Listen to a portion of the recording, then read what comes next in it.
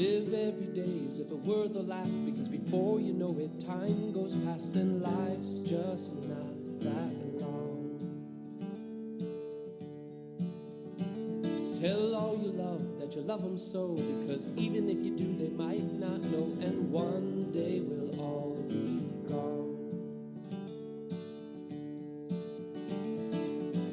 Taste the wind, don't let it blow on by. This is the heart-wrenching testimony from an inmate at San Quentin about the emotional and physical scars suffered by many inmates. His name is Jarvis Masters. He wrote, "I remember the first time my eyes really witnessed the scars on the bodies of almost every one of my fellow prisoners. I was outside on a maximum custody exercise yard. I stood along a fence, praising the air that the yard gave to my lungs that my prison cell did not. I looked at the other prisoners on the yard playing basketball or handball, showering and talking to one another. I saw the inmates I felt closest to, John and Pete and David, lifting weights on one corner of the yard. I noticed the unbelievable similarity of the whip-like scars on their bare skin, shining with sweat from pumping iron in the hot sun. A deep sense of sadness came over me as I watched these powerful men lift hundreds of pounds of weight over their heads. I looked around the yard to see if the other prisoners, besides John, Pete, and David, had the same types of scars. Sadly enough, they did. Whip marks and deep gashes all over their bodies. It shocked me silent to look behind their legs, on their backs, all over their ribs, and see the gruesome evidence of the violence in our lives. Here, hidden, were America's lost children, surviving in rage and refuge from society. Most of us were born in the 50s and 60s when there were few laws protecting us from the child abuse that victimized us. And then, as sudden as a shock, a terrible sense of sadness came over me. I thought of my mother who had died within that year. Wow, I thought, I still wish I had been there when she died. And suddenly all the acts of abuse that had taken place in my childhood just came to the surface. I remembered being beaten and whipped by my stepfather, and all the silent and lonely nights and days of abandonment by my mother, who was a heroin addict. This inmate, Jarvis Masters, goes on to write, "Yet what is lost and given up on society are the men who walk the prison exercise yards throughout the country for horrible crimes, often related to the violence done to them as children. No such connection is seen by either the adult in prison who was abused as a child or by American society at large. But because our histories were so connected, it was as if we had all had the same parents. I would bring John and Pete and David together. I wanted to talk about the scars I had noticed and see if I could open them up to think about their abuse as children. I was a trusted comrade to most of these men. And to a few of them, I was their only family. But even so, to dare myself to go into their remembered pain and to convince them that they, like me, had been physically abused by our parents was something out of the ordinary for me. Am I crazy, I wondered, to have this idea of wanting to open up these men who probably had never spoken openly of their horrible experiences of child abuse? None of these men will ever say that their parents have physically abused them. They looked hardened to the core as they stood around a weightlifting bench, proud of their bodies and the images they projected standing there. It occurred to me as I approached them that such a posture of pride symbolized the battle wounds that they had made their bones with. This is prison talk for prove your manhood. Yet my own denials had at one time been similar, when I had been hardened and never wanted to see my parents as the cause and source of the mental and physical scars I wore. And this was how John, a 28-year-old, bulky, 6'3" tall man, serving 25 to life for murder, started when I asked him, while others listened, about the scars on his face. He said these scars came from kicking ass, and in the process getting my ass kicked, which was rare and few. He continued, my father taught me how to fight when I was maybe 5 or 6, and I had to learn from him beating on me. John explained that his father had loved him enough to teach him how to fight when he was only 5 years old. In a sense, he grew up with a loving fear of his father. He pointed out to me a very noticeable and nasty scar on his upper shoulder. He laughingly went on to say that his father had hit him with a steel rod when John tried to protect his mother from being beaten by his father. Most of us had seen this scar, but never had the nerve to ask about it. And as we stared, looking at the imprinted gash, John seemed to feel ashamed. Avoiding us with his eyes, he mumbled a few words before he went on to show us many other scars. I noticed that John had total recall of the smallest of the details surrounding these violent events. I realized that these experiences in John's childhood haunted him as many abuse memories do. He had spent more than half his life in one institutional setting or another, and as a result, he projected a very cold and fearsome, even boastful smile on his face. None of what John was sharing did he want us to see, even remotely, as child abuse. He tried with smiles, jokes, and jive talk to hide what he himself was feeling in his heart. To him, none of what he had been through was child abuse. And I was afraid to say to him that he was wrong. And this was especially so when he showed us all a gash on his back that was hidden by a tattoo of a dragon.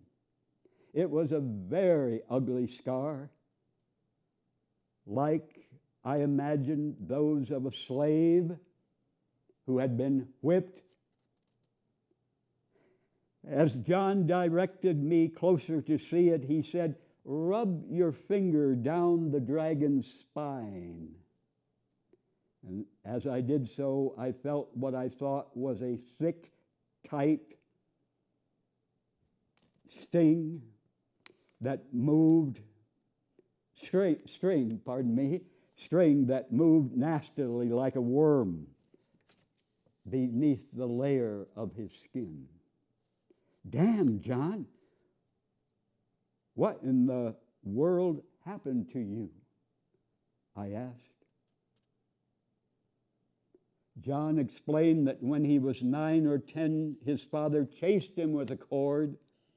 John ran and tried to hide under a bed. He grabbed the springs under the bed and held on as his father pulled him by the legs and hit his back repeatedly with the cord until he fell unconscious and woke up later with a very deep flesh wound. John, again with a cold smile on his face, admitted jokingly that this was the last time he ever ran from his father. I first met John when we were both in youth homes in Southern California. We were only 11 years old. And throughout the years, we traveled together through the juvenile systems until the penitentiary became our final stop. It scares me to realize that most prisoners will eventually re-enter society and father children and repeat on their own children what has happened to them. With no programs in most prisons that speak to childhood abuse, a high percentage of the prisoners abused as children will ultimately do this. And thus the cycle of abuse and crime will continue.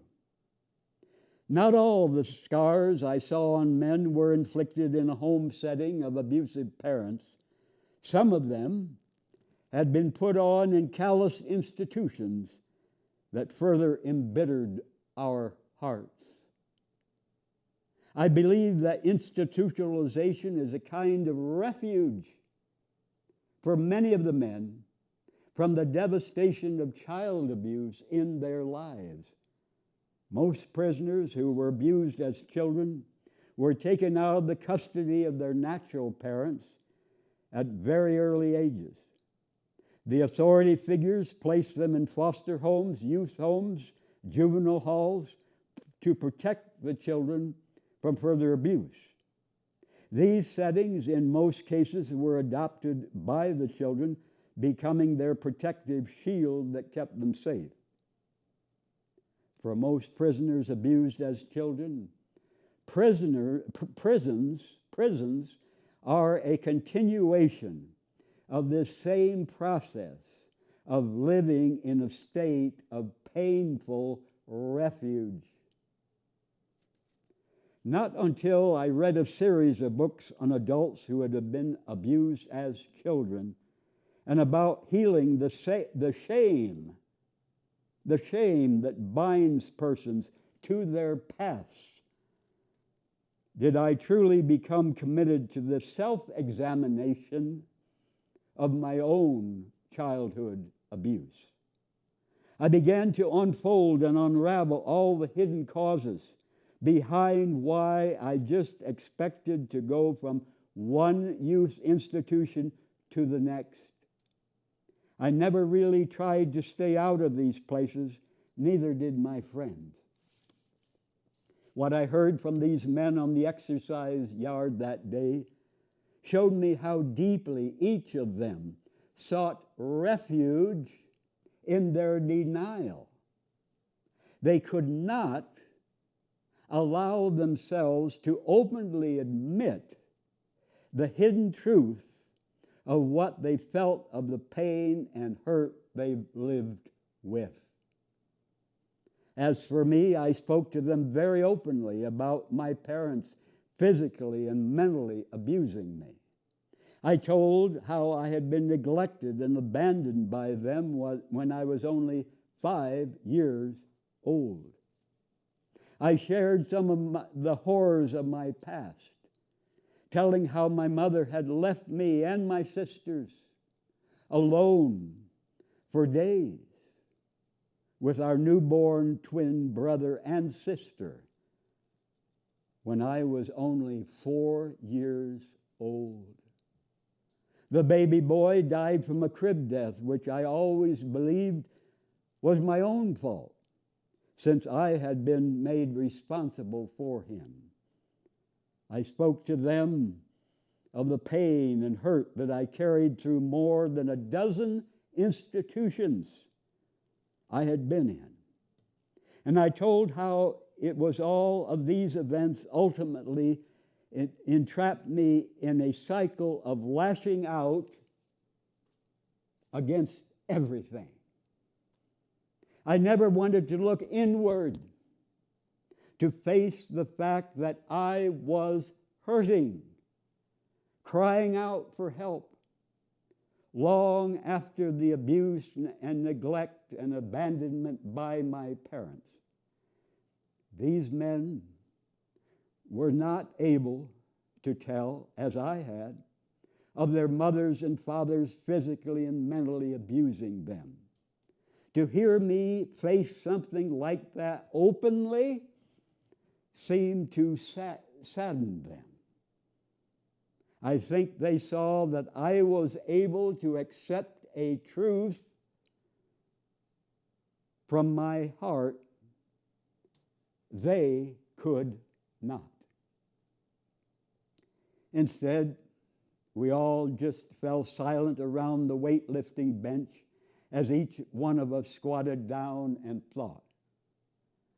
We all stared across the yard at the other men exercising. The feeling I had was that we're all looking and seeing something that was clear and sad to us all. John and I spoke again privately later that day, walking together along the fence. Surprisingly, he said to me, "You know something? The day I got used to getting beaten up by my father and by counselors in all those group homes was the day that I knew nothing would ever hurt me again. Everything that I thought could hurt me, I saw as a game. I had nothing to lose and just about everything to gain. A prison cell to me is something that will always be here for me." I looked at John as he said all this to me. I didn't know what to say. And then it occurred to me that John was speaking for most of the men I had met in prison. Secretly, we all like it here. This place welcomes a man who is full of rage and violence. Here, he is not abnormal, not different. Here, his rage is nothing new. Prison lifestyle is an extension of his inner life. We have learned to abuse and re-abuse ourselves by coming in and out of places like this. Look around, I told John. Look at all these men. Don't we all say that we are men out here on this exercise yard? This prison defines us as such. But there would be much greater power in what you and I can see out here if we could see all ourselves as human beings first. I bet if you truly thought of yourself as one human being and of me as another human being, and others out here as more human beings, you would gradually begin to wonder freely and openly about the nature of your life. Try to replace your false manhood impressions, I said to John, with your human existence, and all those old experiences you had as a child will seek to come out. Human beings cry, I said to John, and don't be surprised that you will cry in confronting your past with your human love. Finally, I confided to John what I had thought earlier that morning, that I wish I had been there when my mother died. He asked, "Hey, didn't you say she neglected you?" John was right. She did. But am I to neglect myself as well by wishing that I wasn't there, that she wasn't my mother, that I didn't still feel a love for her? This heart-wrenching testimony from Jarvis Masters, who was an inmate in San Quentin prison, about the physical and emotional wounds of him and his fellow prisoners.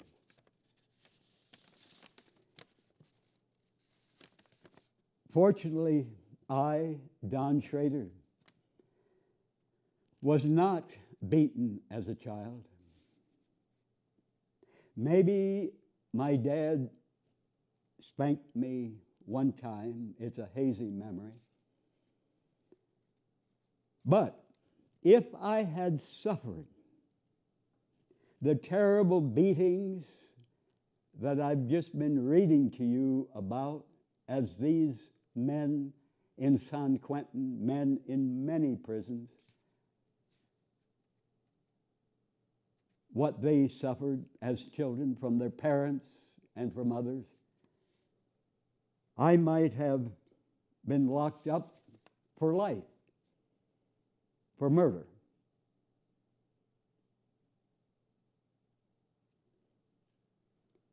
If the severely abused kid has at least one caring, close adult friend, teacher, neighbor, counselor, uncle, aunt, grandpa, grandma, if this severely abused kid has at least one close, caring adult friend who knows about the abuse, condemns the abuse, that can be enough to help this person face the ugly truth that no child should be beaten. It may help that child as he becomes a father or as she becomes a mother to treat their children differently than they were treated. To stop the horrible chain of abuse that sometimes goes on for generations, poisoning families. Hitting kids does not take the hell out of them. Hitting kids puts hell deep into them. Hug your kids warmly and often. Never hit your kids, even if you have been badly beaten by your parents.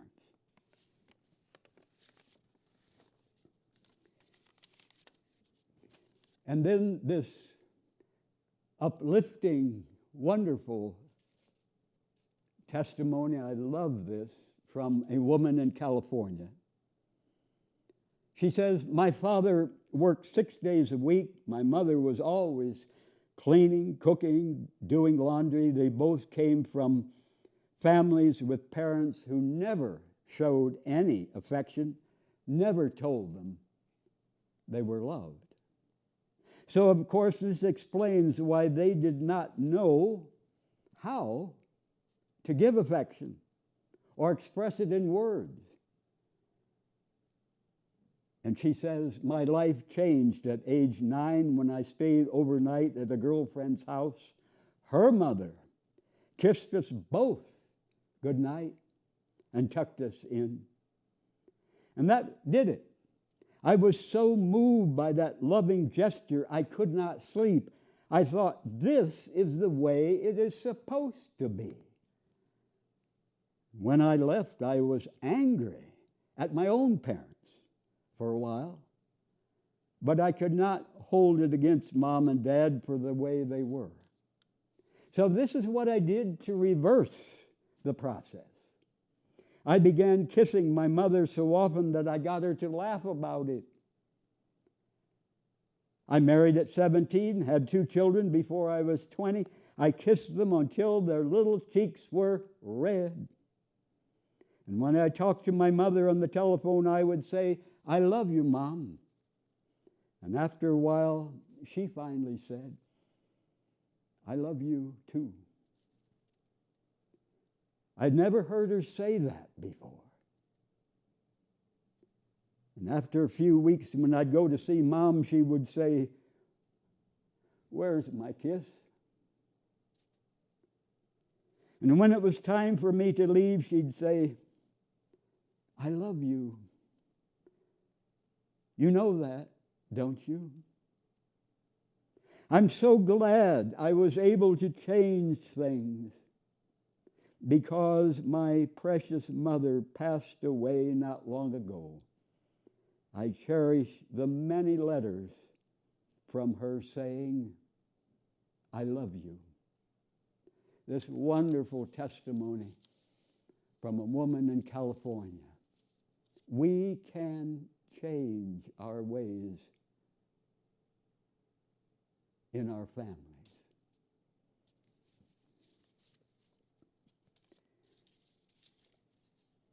I heard of a man who came out as gay at age 100. Better late than never. And sadly, he spent many years hiding his romantic feelings, pretending and living a lie, probably because of shame and fear of rejection by those who knew him. If you're serious about eating only healthy food, get rid of all the junk food, all the crap, anything containing added sugar. None of that shit. Get rid of it in the house so it won't tempt you in a weak moment to go and grab it and gorge it down. Get rid of anything containing added sugar or artificial sweetener. They're both poison. If it's not in the house, if it's not in the refrigerator, you're much less likely to eat it. Why tempt yourself if you really want to change? I buy nothing at McDonald's, no fast food anywhere. Eating a lot of fast food is a fast track to getting fat, to go to the doctor, to have chronic illness, arthritis, cancer, strokes, heart disease, many health problems. The fast food giants get filthy rich off poisoning people with junk, and the hospitals get bigger and bigger and bigger, and medical costs in this country skyrocket while the people suffer like dogs. If we eat the crap most people eat in this country, why should we be surprised if we get the diseases most people suffer? Most hospital beds would be empty. Medical costs would plunge if we all got serious about living healthy every day. I buy nothing at Walmart, nothing from Amazon. Why make those filthy rich companies richer from my money? Hell no. I shop at growers' markets. I shop at the flea market, yard sales, natural food stores, other grocery stores. But nothing from Amazon, nothing at Walmart, nothing at the fast food poison places like McDonald's and many others.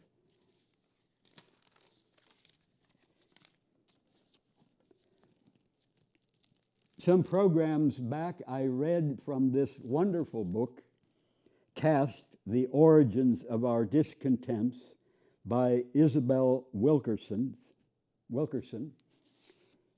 I highly recommend this 2020 book, Caste, C-A-S-T-E, by the African-American author Isabel Wilkerson. And out of the many, many powerful books about the massive horrors black people have suffered for over 400 years in the United States under slavery and brutal white supremacy, I consider this book the best of all of them. I urge you to get it from the city library and read it. Take it to heart. And here is some more from this book.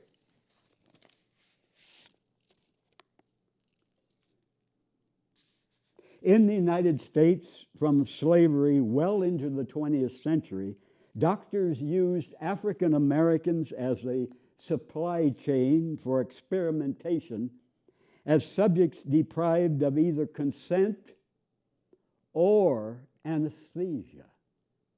Scientists injected plutonium into them, purposely let diseases like syphilis go untreated to observe the effects, perfected the typhoid vaccine on their bodies, African Americans, and subjected them to whatever agonizing experiments came to the doctor's minds. And these amounted to unchecked assaults on human beings. One plantation doctor, according to the medical ethicist Harriet A. Washington in her groundbreaking book, Medical Apartheid, made incisions into a black baby's head to test a theory for curing seizures. The doctor opened the baby's skull with cobbler's tools, puncturing the scalp, as he would later report, quote, with the point of a crooked awl, unquote. That Dr. James Marion Sims would later be heralded as the founding father of gynecology. He came to his discoveries by acquiring enslaved women in Alabama and conducting savage surgeries that often end in disfigurement or death. He refused to administer anesthesia, painkiller, saying vaginal surgery on them was, quote, not painful enough to justify the trouble, unquote. Instead, he administered morphine only after surgery, noting that it, quote, relieves the scalding of the urine, unquote, weakened the will to resist repeated procedures. A Louisiana surgeon perfected the cesarean section by experimenting on the enslaved women he had access to in the 1830s. Others later learned how to remove ovaries and bladder stones. They performed these slave cabin experiments in search of breakthroughs for their white patients who would one day undergo surgery in hospitals and under the available anesthesia, painkiller. Their total control over black bodies gave them unfettered access to the anatomy of live subjects that otherwise would be closed to them. Sims, for example, would force a woman to disrobe, get on her knees on a table. He would then allow other doctors to take turns with the speculum to force her open and invite leading men in town and apprentices in to see for themselves. He later wrote, "I saw everything as no man had ever seen before." One day in the mid-18th century, an elder of the Presbyterian Church was passing through a piece of timbered land in a slaving province of the American South when he heard what he called a sound as of murder. He rode in that direction and discovered a naked black man hung to the limb of a tree by his hands, his feet chained together, a pine rail laid with one end on the chain between his legs and the other upon the ground to steady him. The overseer had administered 400 lashes on the man's body. The miserably lacerated slave was then taken down and put to the care of a physician, the Presbyterian elder said. And the elder asked the overseer, one of the men who had inflicted this upon another human being, the offense for which all this was done. Why? He was told that the enslaved man had made a comment that was seen as beyond his station. It began when the owner said that the rows of corn the enslaved man had planted were uneven. The enslaved man offered his opinion.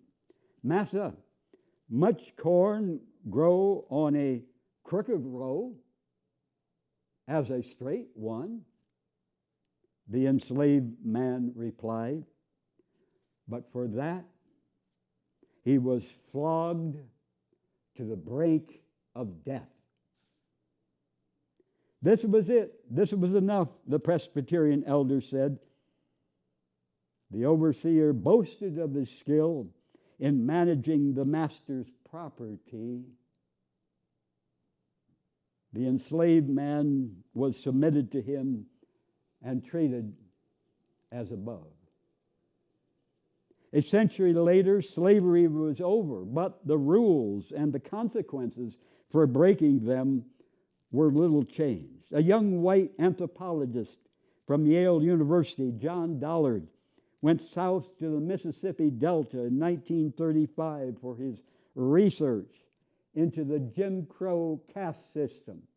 In other words, the caste system, whites on top, blacks on the bottom. He noticed how subservient the black people were, stepping aside for him because he was white, taking their hats off and calling him sir, even if they were decades older. One day he was out riding with some other white men, southern white men, who were checking out some black sharecroppers. The black people were reluctant to come out of their cabins when the car with the white men pulled up. The driver had some fun with it, told the sharecroppers he was not going to hang them. Later, Dollard mentioned to the man that the Negroes seemed to be very polite around here. The man let out a laugh. They have to be.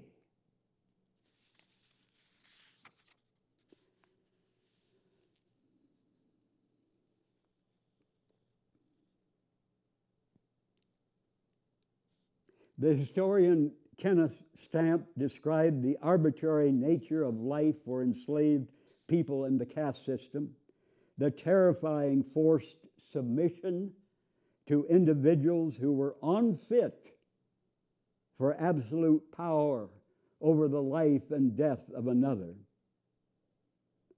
This historian wrote, they were owned by a woman unable to read or write, scarcely able to count to 10, legally incompetent to contract marriage, and yet had to submit to her sovereignty. She was in charge.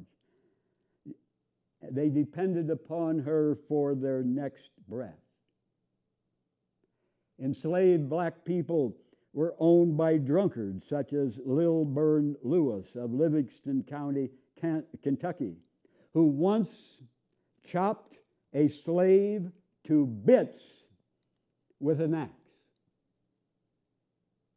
And by sadists such as Madame LaLaurie of New Orleans, who tortured her slaves for her own amusement. In order to survive, they were to give way to the most wretched white man, observe the Farmer's Register of 1834.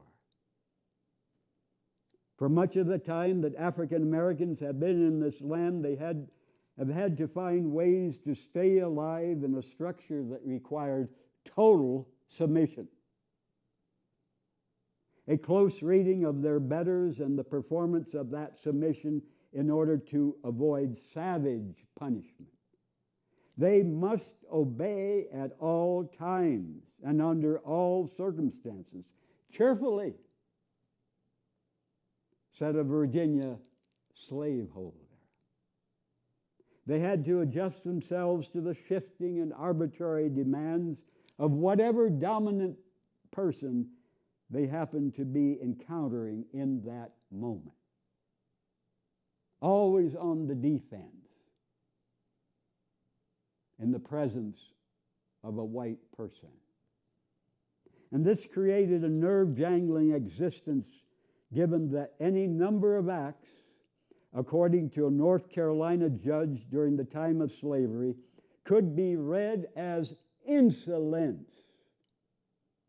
In other words, not cooperating with the damn caste system of whites on top and blacks on bottom. And whether it was a look that the black person gave, the pointing of a finger, a refusal or neglect to step out of the way when a white person is seen to approach. To these, the 19th century orator Frederick Douglass added the following gestures that could incite white rage and violence. He wrote, in the tone of an answer, in the tone of an answer, in answering at all, in not answering, in the expression of countenance, in the motion of the head, in the gait, in other words, how the person is walking, manner, and bearing. Any one of these, if tolerated, would destroy that subordination upon which our social system rests, the North Carolina judge said. The black person had to show in the presence of white people that he or she, as a black person, knew who was in charge, and he or she, as a black person, was not going to try to upset that. This code extended for generations. Years after the Nazis were defeated across the Atlantic, African Americans were still being brutalized for the least appearance of stepping out of their place. Planters routinely whipped their sharecroppers for trivial offenses. And this was long after slavery. A planter in Mississippi said that if his tenant didn't stop acting so big, the next time it would be the bullet or a rope. That's the way to manage them when they get too big. In 1948, a black tenant farmer in Louise, Mississippi, was severely beaten by two whites because he asked for a receipt after paying his water bill. The most trivial interaction had to be managed with ranking in mind. Well into the 1960s, in the American South, the mere boarding of a public bus was a tightly choreographed affair devised for maximum humiliation and stigma to blacks, to the lowest caste. Unlike dominant caste passengers, white people, who climbed aboard, paid their bus fare, took a seat, black passengers had to climb up, pay their fare, then get off the bus so as not to pollute or disturb the white section by walking through it. Having been forced to disembark after paying, they then had to run to the back door of the bus to board in the colored section. It was not uncommon for the bus to drive off before they could make it to the back door. The passengers who had the least room for error, the least resources to lose the benefit of the ticket they had paid for, the least cushion to weather a setback, would now be humiliated as the bus pulled off without them, now likely to arrive late for work, thus putting already tenuous jobs at further risk.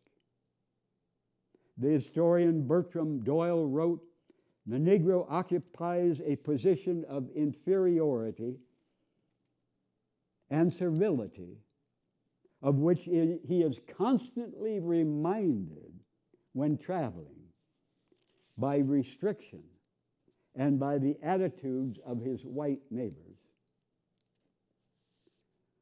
The laws and protocols kept them both apart and low. The greater the chasm between whites and blacks, the easier to distance and degrade, the easier to justify any injustice or depravity.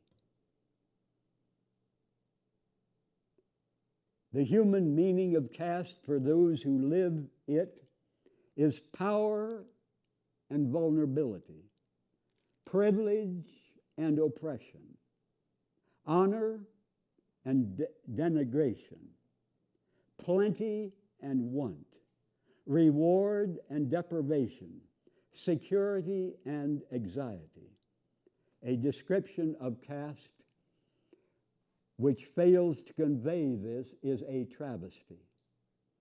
In the slave-holding South, some in the dominant caste grew so accustomed to the embedded superiority built into their days and the brutality that it took to maintain it, that they wondered how they might manage in the afterlife.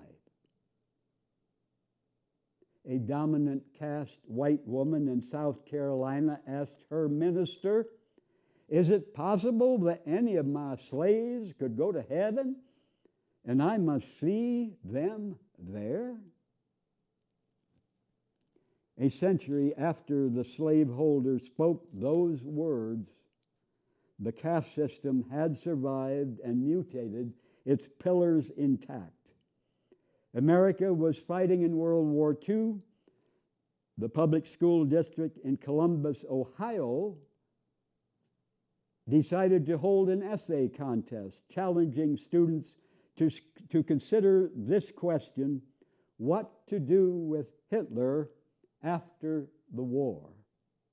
It was the spring of 1944, the same year that a black boy was forced to jump to his death in front of his stricken father over the Christmas card this black boy had sent to a white girl at work. In that atmosphere, a 16-year-old African-American girl thought about what should befall Hitler.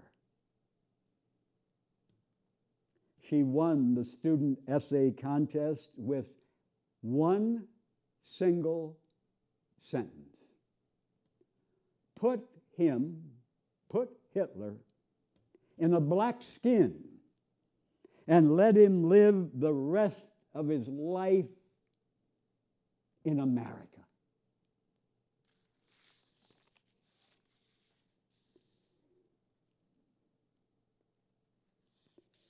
In hiring black teachers for segregated schools during Jim Crow, a leading Southern official made a deliberate decision.